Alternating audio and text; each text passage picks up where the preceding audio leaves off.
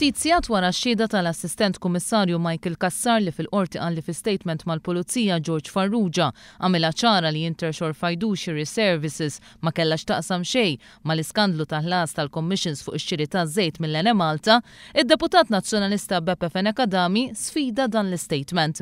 Fenekadami qed jibqa' jgħid li l-kumpanija Intershore kienet taf b'dan l-iskandlu. Fuq il-kwistjoni tal-Intershore bħala fatt jirriżulta li Intershore kien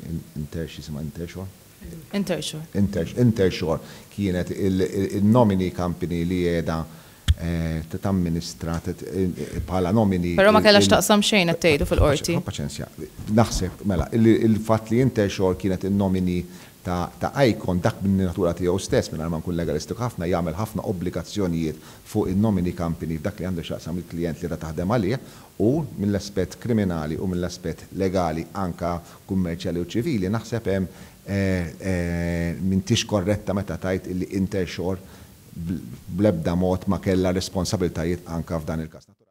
Fenekadami sostna wkoll il-Ministru tal-Finanzi Tonio Fenek kien korrett li jimplika lil Joe Cordina, wieħed mid-diretturi tal-Intershore f'dan l-iskandlu.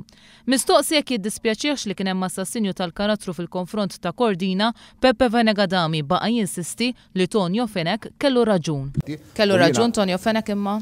Fuq Joe. L-Intershore Company isma' intom hemm każ ta' abbuż f'dak li għandu xaqsa amministrazzjoni ta' flus u kien korrett u għawek għedin fil-kamp politiku illi Tonio Boċ jesponi r-realtà, il-verità li din Intershore Company Limited hija b'mod dirett jew indirettament relatata mal-operazzjoni ta' Ma għamiltux assassinju tal-karattru ġifieri. Tal-finanzjament tal-partiti. Ma għamiltu assassinju tal-karattru jew le fuq Joe Cordina? Fuq il-kwistjoni tal-naħseb